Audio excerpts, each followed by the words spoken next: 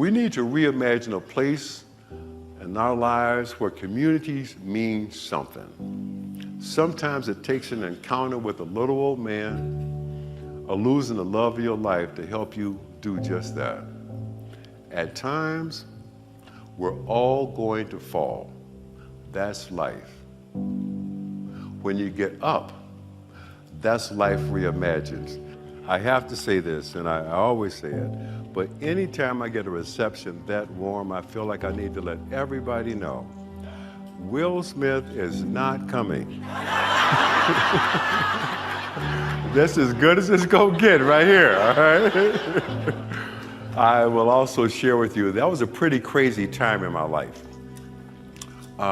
When they started talking about the biggest movie star in the world playing you in this next film, your life changes. I mean, anytime I see any piece of that film, I have the exact same thought. Those people spent $70 million to recreate what I did with nothing. The second thought is that change can be pretty jarring and pretty strange. Like the time around I did that first interview with Barbara Walters. I had to agree to do something I now know I would never do again. I had to agree to let people follow me with television cameras for 3 days. From New York to Chicago to San Francisco. That's a lot of tape, right? Then they cut it down to 17 minutes. And there's something about Barbara Walters saying your first and last name and you don't know what she's gonna say next that make you pay attention. Like the time all of the people in Hollywood were suddenly interested in, this guy calls me, he's got this great idea for a reality TV show, he thinks. He wants to create a reality TV show based on homeless people. Wants me to be the judge. He's gonna take some homeless people off the street, clean them up, give them a job, and the one that goes on to do the most with their life is gonna get a $500,000 house, $100,000 in cash, and all this other great stuff put up by sponsors. You know what I told him? Homelessness is not a game. But if you think it is, I already won, so send me my money. Never heard from him again. Like this other time, I'm in Los Angeles, I'm meeting with all these guys, they're talking to me about making a movie. We meet these 3 guys, Steve Tisch, Todd Black, Jason Blumenthal. And I'm not believing any of this stuff. We sit down with these guys, and one of the guys asked me a question. It was Steve Tisch, and he says to me, I understand you said no to being on the biggest TV show in the world. Why would you do that? I couldn't think of another way to answer, so I leaned into the guy and I asked him, you ever see that movie Forrest Gump? And the guy says, yeah. Well, there was a scene in the film where Forrest stumbles into an anti-war rally. They want him to speak out against the Vietnam War, but somebody pulled the plug. When they jacked it back up, what you heard Forrest say is, that's all I got to say about that. Huh? Wrap the meeting up, get in the elevator. The guy who had set the meeting up looks at me and says, Chris, by the way, Steve Tisch produced Forrest Gump. Hey, I didn't know. Boy, think about that for a second. Forrest Gump won 6 Oscars, was the 3rd highest grossing film in history, and I'm asking a man, had he seen his own movie? That's what got the deal done. They knew this boy's the last Okie from Muskogee. He ain't got no idea. As jarring and strange as change can be, there were times when it was hard to imagine that my life would be what it is today. Especially the time when my son and I were living in that bathroom. Maybe you remember that scene in the movie. There was a highly polished sheet metal piece over a sink. It wasn't a mirror, but it served as a mirror. And I had to wash myself in that baby every day, wash my baby in that sink, and I had to ask myself some very predictable questions. What happened? Why did this happen? Why did that happen? But the most difficult question I had to get through was, how did I get here? And the answer was even more brutal. The answer was, I drove here. I had something to do with it. You can't change something until you own it. So if you're 50 plus and you're sitting out there and pointing fingers at other people, you can do that for a long time. But it's hard to look in the mirror and say, how did I get here?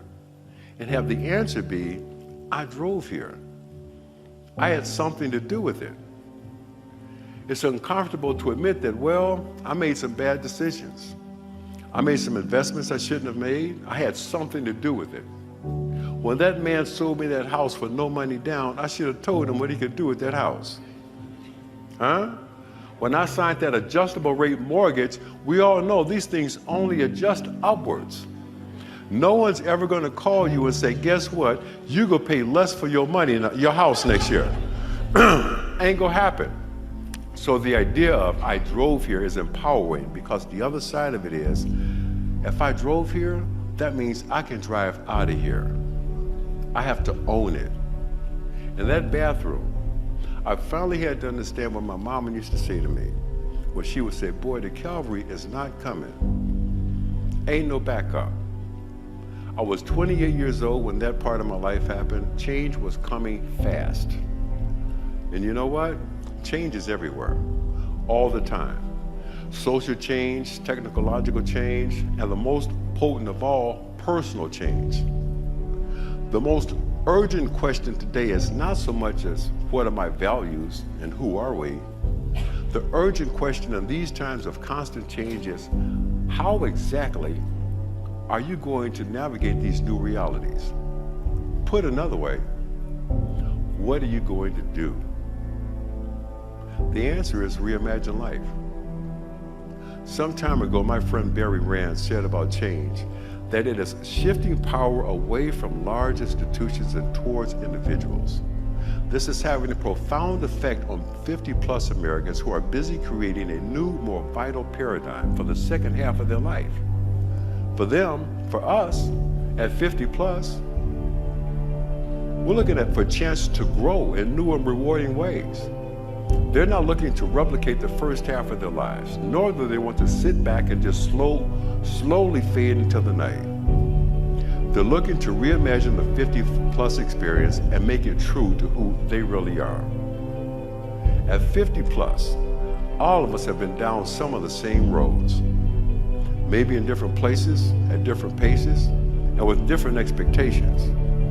And all of us have had to reimagine our lives at times, whether we wanted to or not. And you know what? I'd bet that the most radical personal changes we've made in our lives weren't triggered by our ideas. They were triggered by life happening.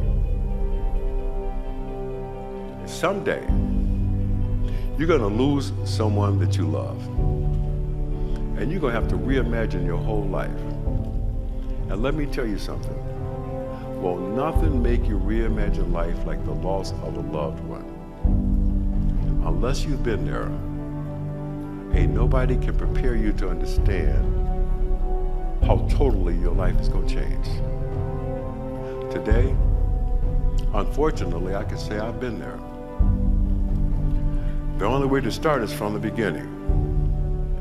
And the beginning for me was this past July, when I lost my best friend, my soulmate, and the love of my life to brain cancer. Holly and I have been together for 20 years. Hold up. I just heard her voice. And she says, no, it was not 20, it was 19 years because she had 1 year off for bad behavior. Hey, things happen. All right. Holly and I did everything backwards. To my recollection, we were a couple for 12 years, lived together for 7 years, and then decided to get married. I will never forget the day I had to call Holly's dad and ask for permission to marry his daughter. I'm not old, but I am old-fashioned. And Holly had never been married. And her dad said to me, son, I've been waiting on this call for 55 years. You have my permission. Despite being sick, Holly arranged to have a mass dedicated to her parents where they renewed their vows after 70 years of marriage. Huh? Can you imagine that? 70 years. Let me tell you something. Whoa. And when the priest asked them, did they want to renew their vows, you could hear a pin drop in that church. And the priest says, Ed, you may now kiss your bride. Man, them folks went at each other like teenagers on prom night. I was like, man, y'all need to get a room. Holly's illness began 4 years ago. I had just returned from a business trip. We had dinner like we normally do, went to bed about 10 o'clock. The next morning, we woke up, and she says to me, I'm losing my vision. And I heard her as clear as day, but I didn't know what she meant. And I'm sitting on the edge of the bed trying to figure out, and I started with a bunch of questions that helped me just catch my breath. But what does that mean? Losing your vision? Is it fuzzy? Is it blurry? But there was something about the way she said it, something in how it felt, that let me know, whoa, this is serious. Then a few more questions dawned on me. Hey, wait a minute. You just drove to Arkansas and back knowing that you could not see. Don't you know I would not have let you take that trip if I knew? I says, yeah, I know. That's why I didn't tell you. The questions I was asking were meaningless. Now, I have a manageable eye condition. It's called glaucoma. Some of you might have it too. 20 years ago, I found one of the premier glaucoma specialists in the world, Dr. Ted Krupin, who lives in Chicago, where I live, and he's still taking care of me now. Now, as we all know, getting in to see your doctor when you want to, which is usually right now, doesn't always happen. But Dr. Krupin says, get in here. We go in, same day. Later that day, I get the call. I get the call that nobody ever wants to get. When your doctor, who you trust, who's been treating you for 20 years, calls you up and asks, are you sitting down? That's the call that kind of gets the life reimagined wheel spinning before you know what's up. Our lives were about to change forever. I was sitting down, but I was driving. Pull over, stop the car. Dr. Krupin says, we need to get further tests immediately. Specialists need to be consulted immediately. All right, here we go. Holly and I did something that we both know couldn't be done by most folks. We understood that we were blessed to be in the position that we were in. But all I want to know is, who is the best? Who is the best in the business? Not the best in Chicago, not the best available, but the best in the world. Unlike a lot of folks, when I need to know something, I do not go to the internet. I don't Google nothing. I call people. I call people that I know, trust, and respect. And all I want to know at this moment is, who is the best? But before I called anybody, I got to tell you, I got down on my knees and I called my doctor. And I prayed. Oh man, let me tell you something. I say it the same prayer every day for 4 years. Lord, if you would just let this woman touch the hem of your garment, I know she'll be all right. The first thing we need is a CT scan and an MRI. And then you need a biopsy. Now, who is the best in the world? That's brain surgery. Who's the best? This one guy's name kept coming up.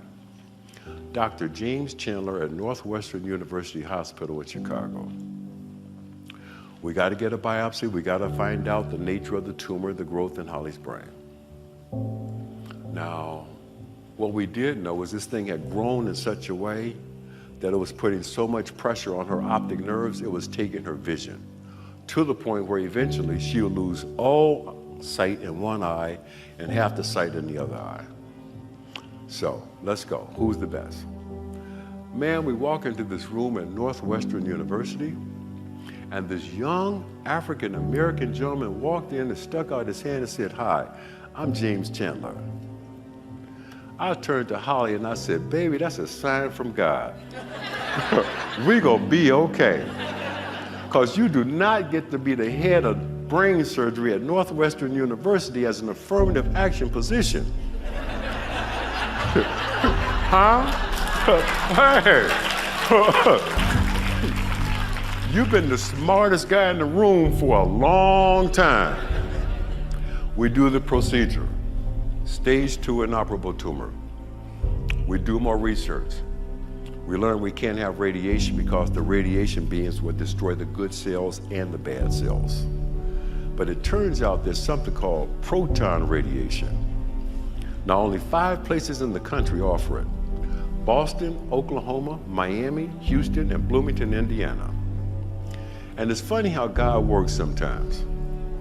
God has this way of creating space and time. At this point in my life, I have been on the road 20 days a month, every month for the last 3 years. Speaking engagements, business presentations, just doing my day job. But somehow, for the next 6 weeks, I got no appointments. I got nowhere to go and nothing to do. That was God's way of saying, no, I got something else for you to do. Even when we got the diagnosis, man, I was in denial, partially because of my past. I had overcome every obstacle, achieved every goal, slayed every dragon. So my position was, let's get to work. Next stop, Indiana. Now, Holly, Cassius, and I, we moved to Bloomington, Indiana. Cassius, by the way, is our son.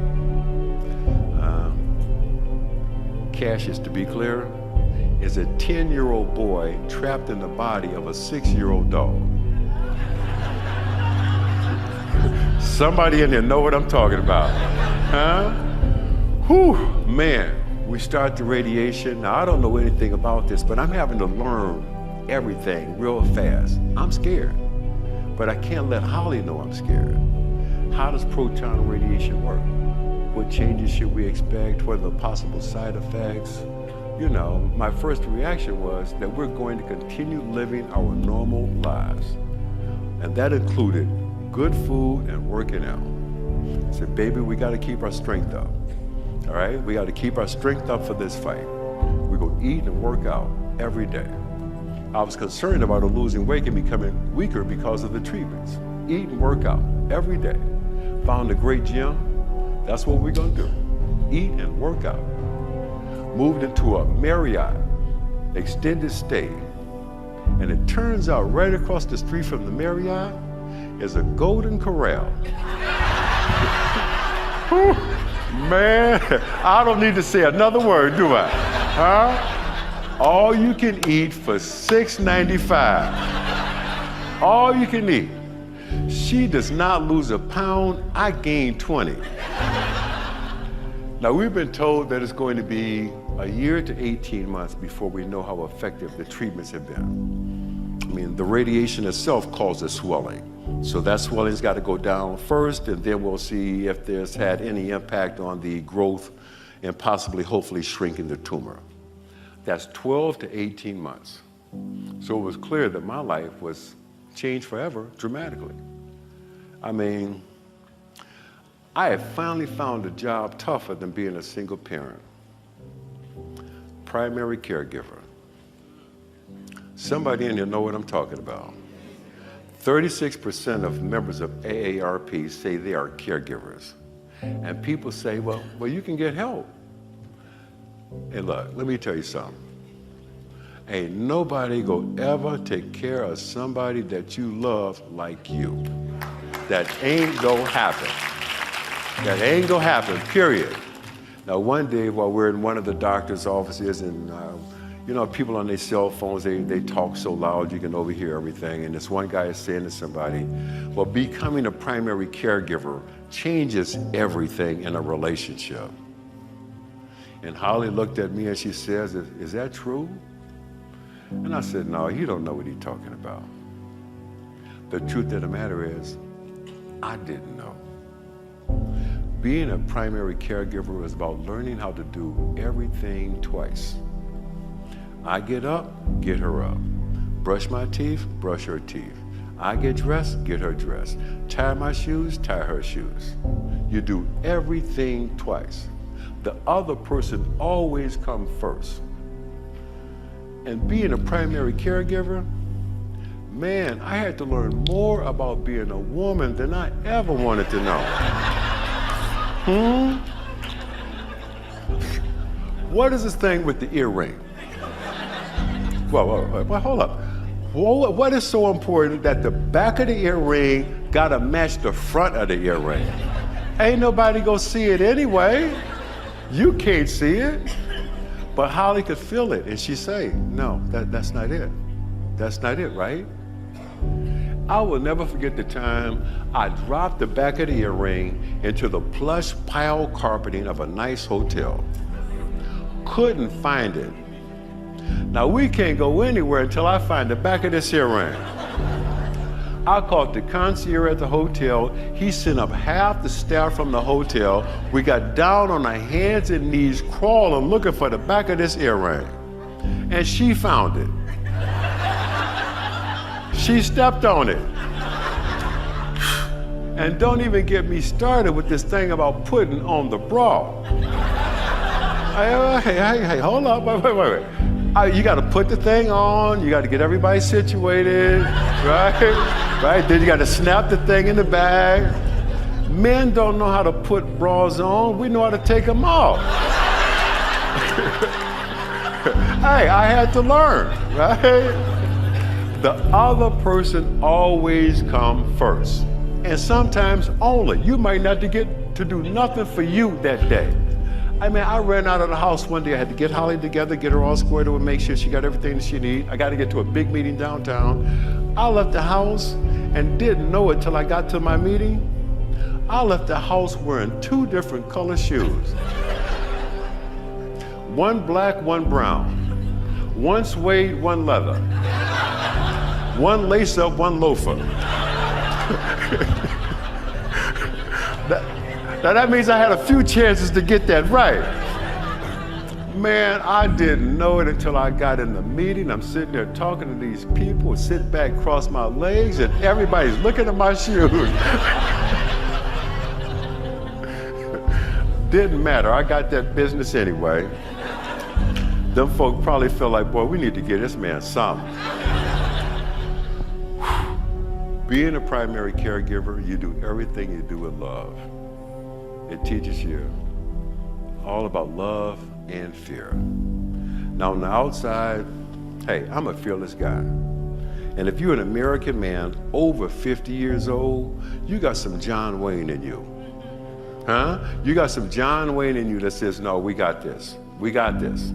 We got access to the best minds in science and medicine. We got the insurance. We got the reach. We gonna be okay. On the inside, she couldn't know. I was scared too. Holly loved to read. One of the hardest things about this challenge that we were facing, she told me, was she didn't feel like she was getting any smarter because she couldn't read like she used to. So as an act of love, I began to read to her. And I say to her, I said, baby, you gotta stop saying you only got half an eye. The truth of the matter is, now you got 2.5 because I'm giving you both of mine. Another time we had this very painful conversation. Psychiatrists, social workers, doctors have been telling us that the vast majority of people who wind up in these kinds of cases get divorced. They break up. Holly says to me one day, but what if I lose you? And I pulled her face to me as close as I could so I knew she could see me. And I asked her, I said, baby, have I missed a step yet? Well, then I'm not going to. And that was the last time we had to deal with that. We had that handled right there in the house. That was done. We could handle that. You know, we didn't have to go outside for that. And you get to these spaces and places in your life sometimes, and sometimes you get to learn some things about yourself that you always knew, but you get to see it demonstrated. My greatest asset and greatest fault as a person is I am loyal. If you've been there for me, I'm gonna be there for you. I would have been a good dog.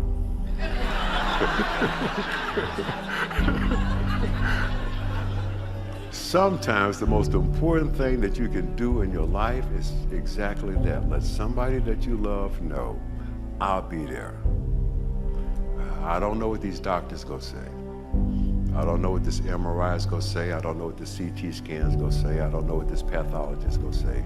But you know, I'm gonna be there. That's being a primary caregiver. That's life reimagined. Stage 2 inoperable, 12 to 18 months before we know anything. Holly starts to fall down to the point where she broke the same arm twice in 2 years. First time it was a nice clean break.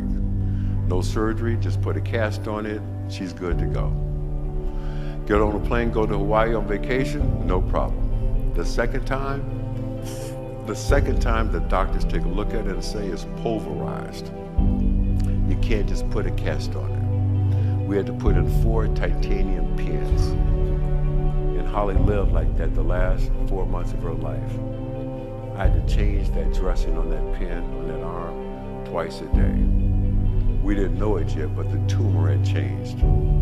There was fluid buildup in Holly's brain, and this was putting pressure on the nerves that control the left side of her body, so she started losing her balance. One day, I had to pick her up 4 times. Get back in to see Dr. Chandler, do another CT scan, and the doctor says, we got to do something here. There's fluid buildup in the brain, and we've got to drain that fluid off the pressure out of there and drain it into her abdomen, and that's going to help with the balance. But we got to take another biopsy of this brain. So now we got a stage 4 tumor. Rehab, 6 weeks. People come to Chicago from all over the world to go to something called the Rehabilitation Institute of Chicago. And let me tell you something. It has given me a new perspective on what it means to struggle. All this stuff that we're dealing with out here every day, all this stuff is negotiable. We are all playing some form of let's make a deal. Huh? You trying to make something happen, you trying to get something, you go get it or you not. That's let's make a deal. But when you laying flat on your back and can't move nothing but your right foot, that's a non-negotiable position. Stock market, housing market, job market, all that stuff out there is negotiable.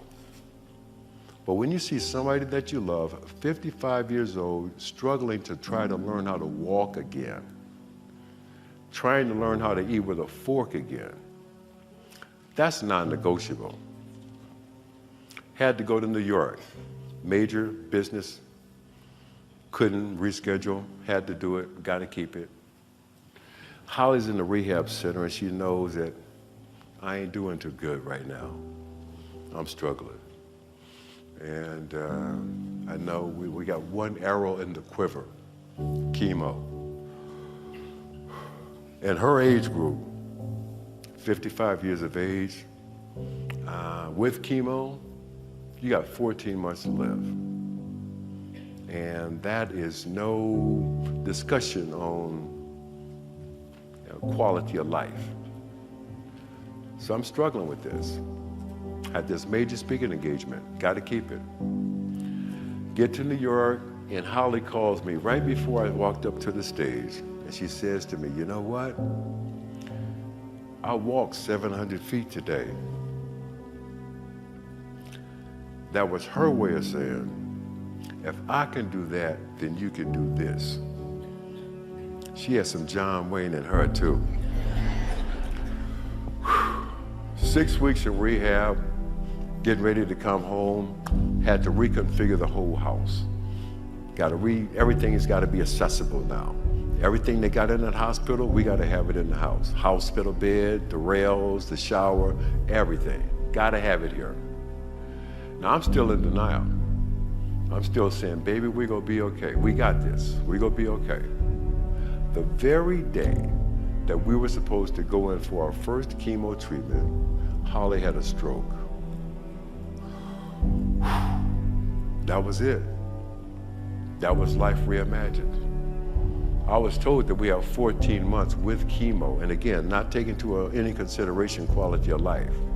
That's 14 months with chemo. It takes 12 to 18 months to recover from a stroke under the best conditions. But that's where we're at. We're in the crosshairs. I can't be in denial anymore. And you know what? Every time I got weak, my wings got weak, God would send me some angels. A couple of Holly's friends, Sheila Dixon, my best friend, Sydney Catt, and one of Holly's friends from way back, Nancy Cavanaugh. And I gotta tell you something, man. The cavalry might not be coming, but I put together a damn good posse. We get back to the hospital, get the swelling to stop in the brain, but the tumor is so fragile she could have another stroke. So we move into a subacute facility, 24-hour coverage. Sheila Dixon moved into that facility with Holly. And she pretty much sat in that chair right in Holly's room for 10, 12, 14 hours a day. Now, unbeknownst to me, she had become the nursing supervisor. And she would just sit there and you would just, she would be saying to these people, no, baby, what you doing? No, don't turn her like that. She don't like that. No, we don't do that. One time a man came in the room, certified nursing assistant, and she told him, no, leave the room. You can't be in here. We need her, and her. Now we're gonna turn her this way, and then we're gonna get her hair done, and she wanna get her nails done tomorrow. Now that's what we're gonna do, okay? Man, at this point, all of Holly's output channels are gone. But she can hear and respond to everything that you're saying. She hears everything that you're saying. And the only way we can communicate is with her right foot. And I had to start being honest with myself, though. I had to start thinking about a DNR, do not resuscitate. I had just read this article by a guy named Joe Klein, Time magazine. Mr. Klein, in his words, had to become the death panel for both of his parents within a 6-month period. And he wrote about letting people die with dignity. I read this article and I said, okay, I get it. I finally got to do this. I got to sign this DNR. I go in there, I got the DNR in one hand, but in the other hand, I got Holly's foot.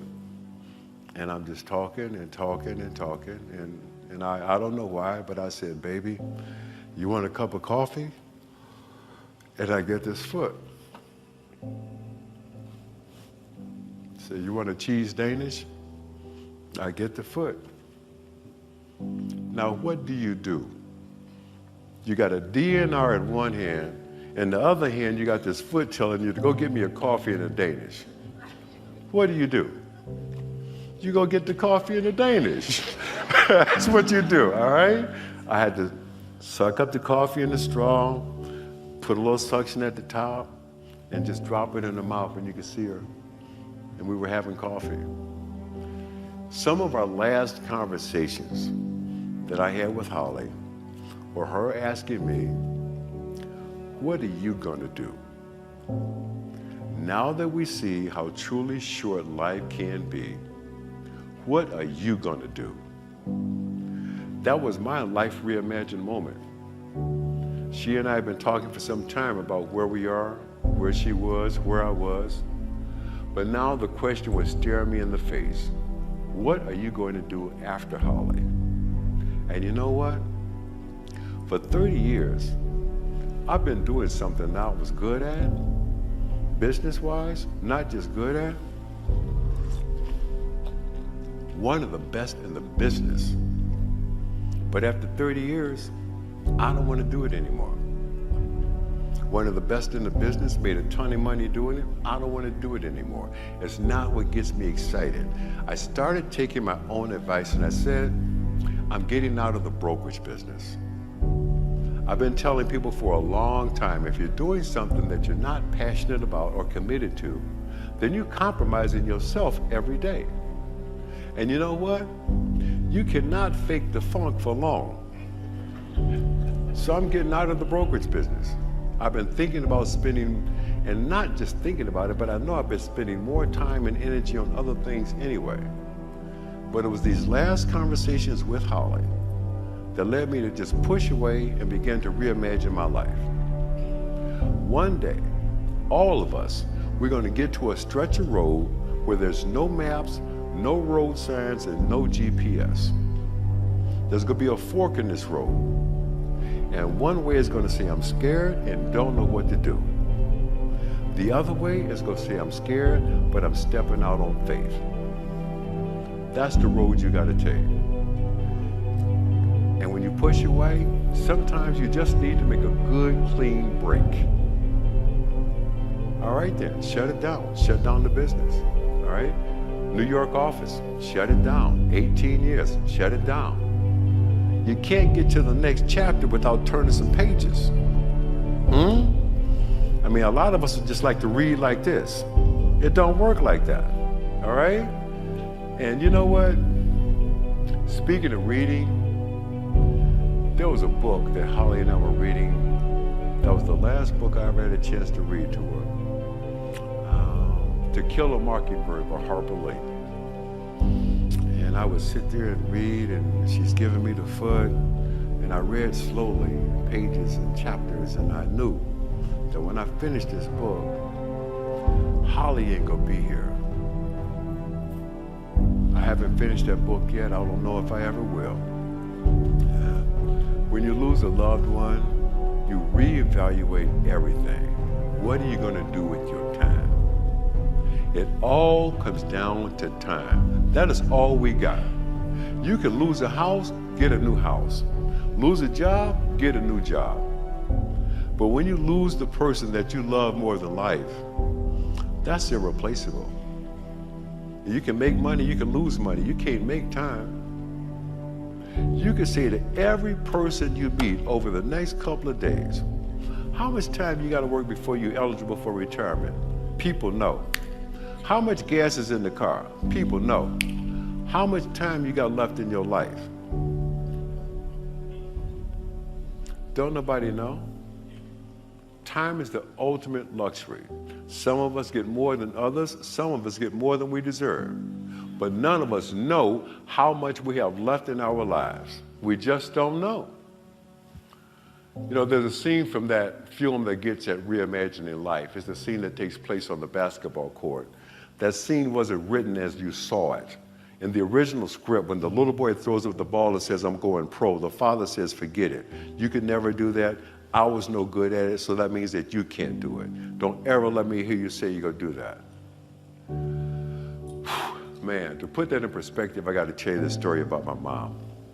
I had one of those old-fashioned mothers who taught me from the very beginning that I could do or be anything I wanted to do or be. Apparently, I took it too far. I made it my mind, my first ambition in life, I was gonna become Miles Davis. Man, mama said I could be anybody, I chose Miles. I studied music theory, I played trumpet for 9 years. I got pretty good. And when I say I wanted to become Miles Davis, I had it bad. People would ask me as a little boy, what you gonna be when you grow up? I had it so bad, I started talking like Miles, and I'd tell them, I'm gonna be Miles Davis. Thank God my mother heard me say it one time. Mama heard me say it, she said, son, we need to talk. We sat down at the kitchen table, she explained to me, baby, you're pretty good with that thing, but you can't be Miles Davis, ain't but one, and he got that job. And I had to look at the facts. The facts were at 18 years of age, Miles Davis was in New York City playing with Quincy Jones and Dizzy Gillespie. At the same age, I was playing with some boys named Pookie and Ray Ray. Hey, we were good, but it wasn't gonna happen. But the point is, another important decision was made as a young guy, and that decision was I was going to become world-class at something. I just had to find my button. That one thing that turns you on so much that you would do it for free. Years ago, there was this guy named Joe. I'm not gonna say his last name because I do know it. He saw me on Oprah. He sends me an email and he says to me, I saw you on Oprah. I hate Oprah. I hate Will Smith. And he used the N-word. But he says, every time I see you, I don't see a color. I learned to hate other people from my father. I'm going to buy your book because I think you have helped me change my life. That was one of those things that sends chills through your body. I'll never forget that.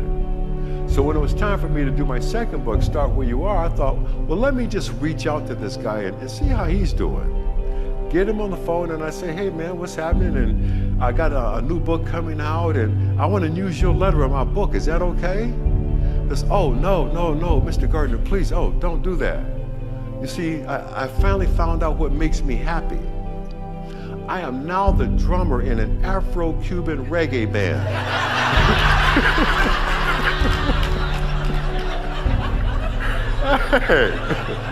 Hey, that's life reimagined. Huh? It don't always look like you thought it would. That was Joe finding his button. And you know, maybe it's time for a lot of us over 50 to not be looking for a job. Maybe it's time for us to be starting to find our button and then hit it. Find it and be bold enough to go after it and accept the fact that ain't nobody got to dig it but you. That's the hard part, because a lot of times we want to have some external validation, like it's okay, it's a good thing, it's all right for you to do that. Hey, ain't nobody got to dig it but you. That's my mama talking. This is important because we're all 50 plus now. We have to accept that, you know what? There've been more yesterdays than there will be tomorrows. Do I need to say that again? Huh? There've been more yesterdays than there will be tomorrows. Losing Holly made that crystal clear to me. And when you find that button, and I can't tell you how to find it, the truth of the matter is a lot of us probably already know, man, you got to push it. And remember this, baby steps count too, as long as you're going forward.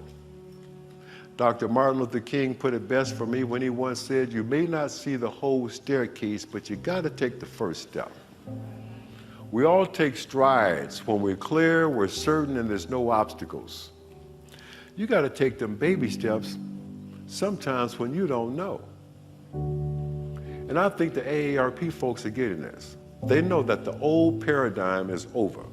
So the button thing is front and center for a lot of us right now.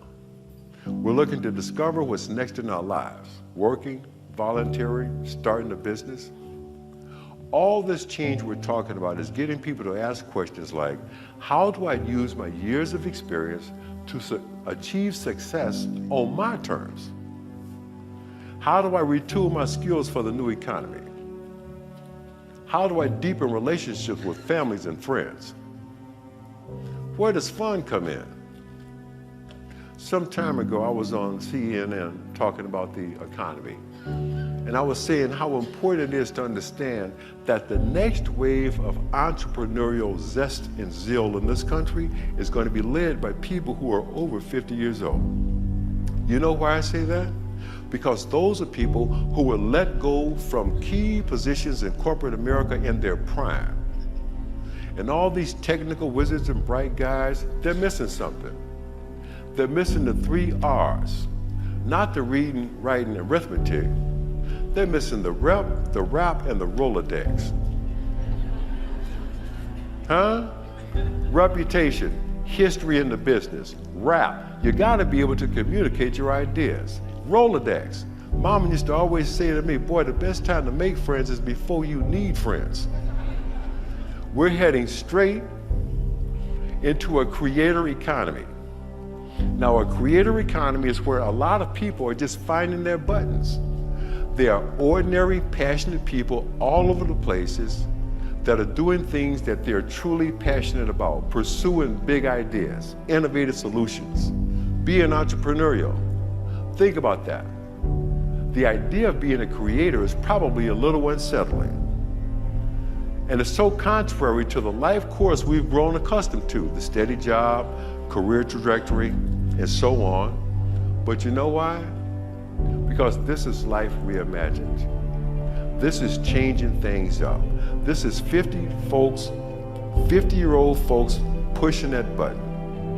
You see, we don't need to reinvent ourselves. I never really bought into that whole reinvention thing. I mean, at this point, we are who we are.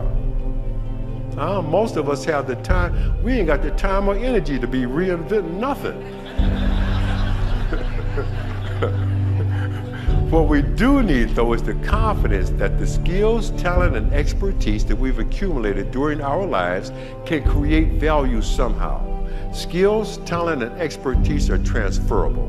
Why not use them to do something that we love?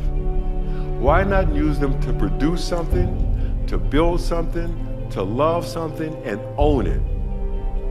This is finding your button and pushing it. This is work reimagined. And that proverbial question, is the glass half full or the glass half empty? Hey, my position is the glass is half full. The other half ain't yours no way, so don't worry about it. Let's roll with what we got. Hey, a blank slate and all our imaginations are right here. Own it. And always be mindful that the cavalry is not coming. Ain't no backup. So what am I gonna do? I'm gonna tell you what I'm gonna do. I'm gonna do 3 things. I'm gonna work less, make more money, and enjoy my life. Now that might sound like something just cocky to say. Let me talk about that for a second. That ain't just something cocky to say. Work less. What does that mean? That means I am no longer willing to do anything just to make money. No matter how good I am at it, I am no longer willing to spend another moment, a second, a minute of my life doing something just to make money. And the truth of the matter is, when you're doing something, though, that you're tremendously excited about, that you're passionate about, that you're committed to, you're probably going to be working harder than you ever worked in your life. But when you're loving it, that's not work, is it? That's not work. I'm telling you, make more money. What does that mean? In my case, cut all these expenses, man. How many houses can you live in at one time?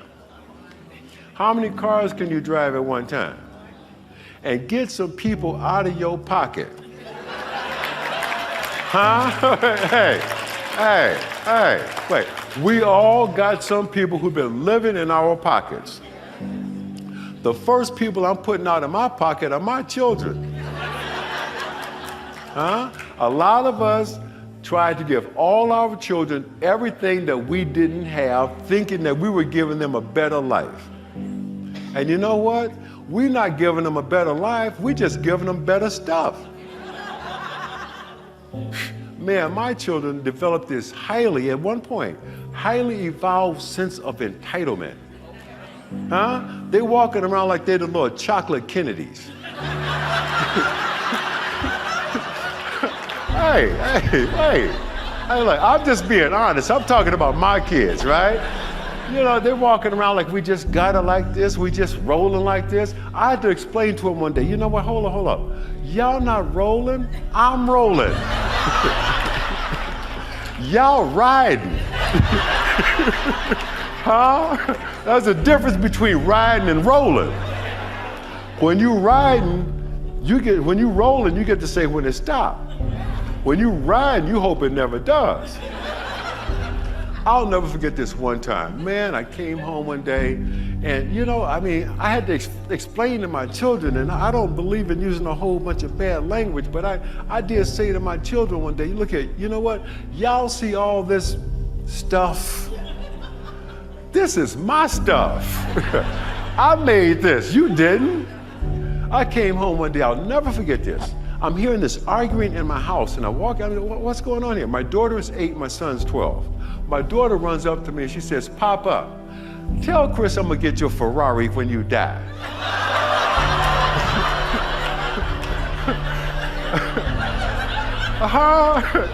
They in here whacking up the goods, right? She 8, he 12, can't nobody drive. They in there whacking up the goods. And this all happened around Christmas time. And I will never forget, it was Christmas time and report card time. And the house looked like Norman Rockwell's house. We got the tree up and all the presents decorated, and they bring home these report cards starting out with the back end of the alphabet. And I told him, I says, no, you know what? Christmas Day, don't open nothing. We're gonna leave everything right here until that next report card come out. Man, and leave the tree up. And all their little friends came over in January and February, like, what's up with the tree, man? We had a Rottweiler at the time, Bruno. Bruno's a 150-pound Rottweiler. And he opened everything under that tree. Ate the PlayStation, hey, leave him alone, all right? But that was the beginning of me helping them get it. And sometimes like this, when this happens, I mean, you take some real hard looks at your relationships with your children. Getting back to cutting expenses, I mean, getting people out of your pocket. Enjoying life, what does that mean? Man, I've made a commitment to get into the best physical shape of my life. Let me tell you something. I recently, with a whole lot of work, I've dropped 27 pounds. 27 pounds, thank you. Thank you. You know what? When I came out of the Navy, I was 23 years old, 220 pounds with a 32-inch waist. Now, today, 58 years old, 220 pounds, and the only way I'm gonna have a 32-inch waist is with some radical form of surgical intervention. It ain't gonna happen, but I'm okay with that, all right? The only person happier about my new body than me is my tailor. And he's like, man, I cannot take your pants up anymore. If I take your pants up one more time in the back, you're gonna have a pouch. Enjoying life, getting in the best shape of my life. And I want to do work that is meaningful to me, and that means continuing to work with AARP. That means continuing to represent AARP at every opportunity that I get. I was just with some folks last night in New York, continuing my work in private equity in Africa. And I'm working on some ideas in media. For instance, all this talk about life reimagined. What about love reimagined? Huh? What happens? I mean, at the end of the day, we all just want to be healthy and we want to be loved. What happens when you're single, 60, and sexy? Hey, don't answer that.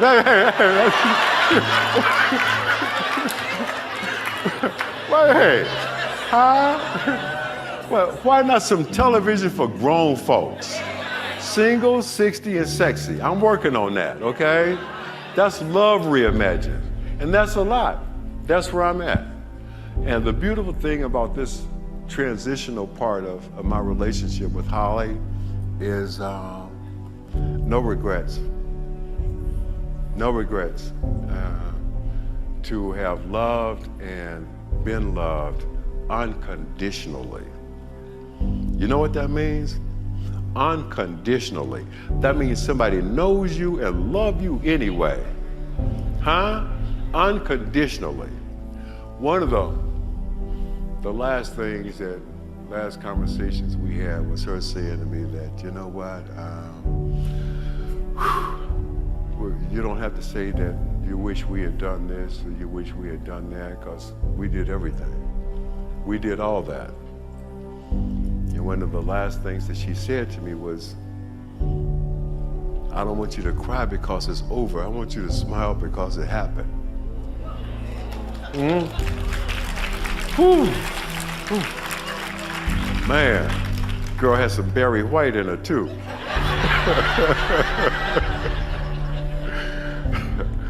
So, you know, and I'm gonna say this, I gotta share this with you. When you do lose a loved one, you're gonna have some people come in and out and tell you what you should be doing. Now, somebody in here know what I'm talking about. You got some folks come in here and tell you what you should do now. This is what you need to do, okay? And then leave. And you're like, right here, this is your life, right? And you got some friends that's gonna turn into experts.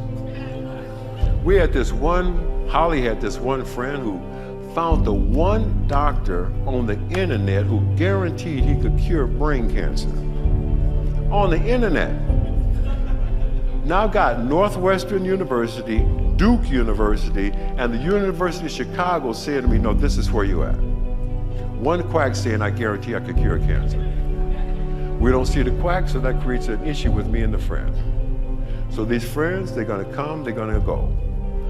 But this is your life. And they go fly back to New Jersey or New Mexico, wherever they came from, all right? That's part of the experience of loss. But big picture, keeping people close and finding kindred spirits. This is all part of life reimagined. For too long, too many of us have been living in exile in a place called things. It's time to come back to a place where there's friends, families, and folks. People are connected. I mean, that's what's important. A place where being connected helps us find our buttons. Friends, families, and folks.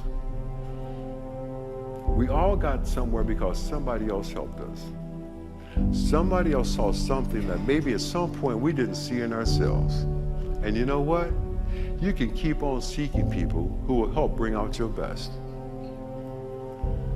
We can keep on meeting people anywhere and everywhere, people like ourselves, people who share our circumstances, understand our concerns, and have common points of view. It's like Barry Rand said, it's time to get local. It's time to make it personal. It's time for two-way conversations. Time to build a support network of people like us. And being connected, that is what is important. That's where we find our power. AARP is real clear on where 50+ people are at. That they feel that they've earned the right to enjoy their work and succeed in the future, and that they know life isn't reimagined alone.